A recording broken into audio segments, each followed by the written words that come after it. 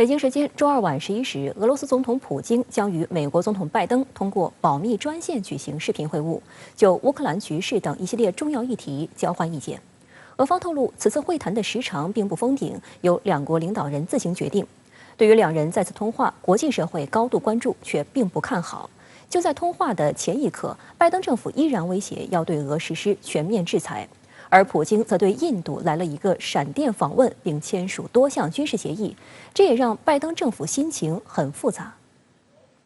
俄罗斯总统新闻秘书佩斯科夫上周六确认，普京将于本周二与拜登举行视频会晤，这将是两国元首自今年6月在瑞士日内瓦举行首次面对面会晤后，时隔近半年再次对话。白宫方面的声明则表示，双方届时将讨论地区局势、战略稳定和网络安全等一系列议题，并跟进今年6月日内瓦峰会双方达成共识的落实情况。会谈前一天，俄方释放的一则消息吸引了外界关注。佩斯科夫透露，普京和拜登将首次使用保密视频专线进行会谈，涉及保密性极高的最重要议题。据悉，该专线早前已经建立，但只是进行过工作测试，领导人还未亲自使用过。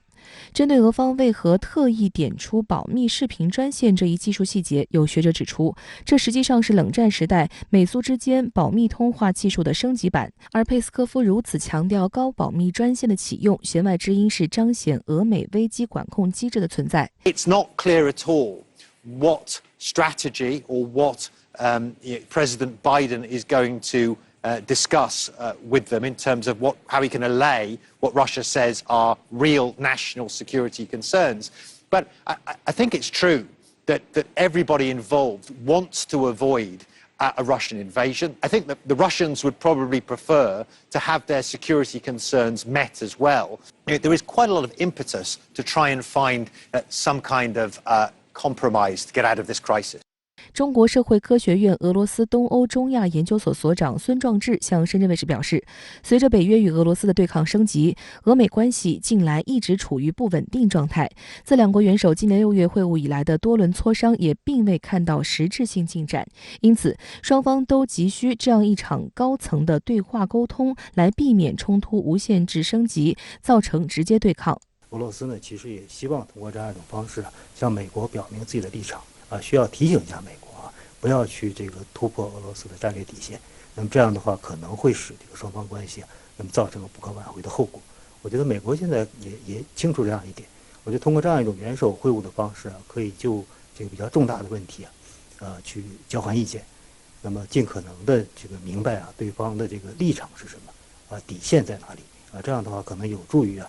未来避免两个大国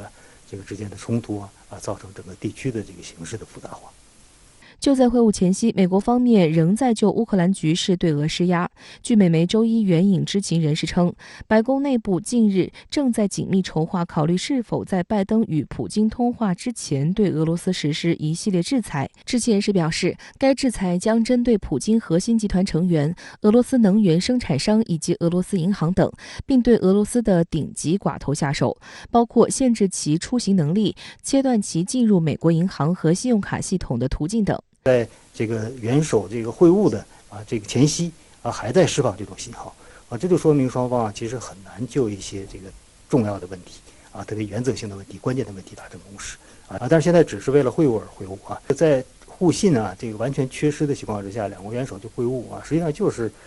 做出一种可能给外界做出一种姿态会晤很难取得成果。围绕乌克兰局势，美国国务卿布林肯上周四表示，已发现俄罗斯计划入侵乌克兰的证据。他当天在与俄外长拉夫罗夫会谈时警告称，一旦俄罗斯入侵乌克兰，肯定会付出严重代价。莫斯科方面则否认了这一指控，并将紧张局势升级归咎于美西方国家的推波助澜。外界注意到，美国虽然做了大量宣传工作，但对于普京为何要下令入侵乌克兰仍难以自圆其说。纽约时报报道称，美国官员承认对普京的意图尚不清楚，情报并未显示其已决定执行清晰的战争计划。分析人士指出，在目前双方剑拔弩张的态势之下，很难让外界对此次美俄首脑会晤的成果有更高期待。据今日俄罗斯电视台报道，普京与拜登在会晤结束后将不会发表任何声明。说俄罗斯准备入侵乌克兰或者是这个乌克兰政府军准备对这个东部地区采取军事行动，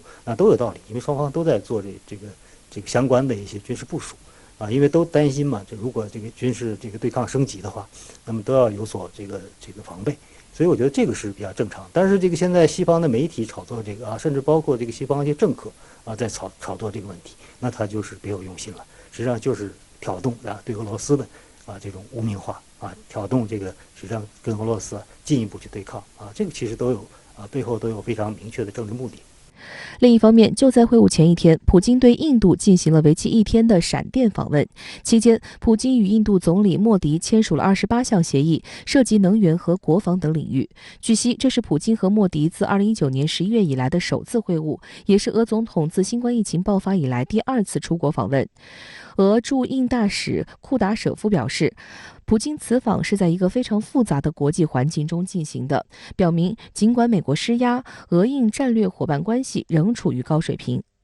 此外，两国外长和防长也于当天举行了2+2会谈。俄外长拉夫罗夫会后表示，俄罗斯已经开始向印度交付其远程 S-400防空导弹系统。针对美国正在试图插手干预这一交易，印度已坚定表示，作为主权国家将自行决定向谁购买武器以及选择哪些合作伙伴。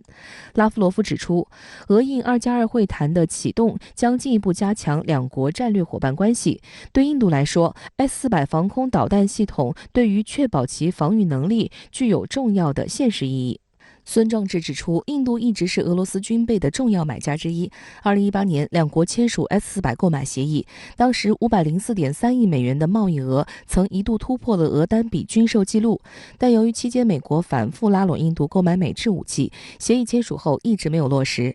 所以其实这个俄罗斯过去也有一些担心这次实际上我通过这样一种方式，其实就是把这个问题能落实就是开始向印度供货了就说明这个合同执行了这个对双方来说，我觉得都是一个定心丸对下一步这个两国在这个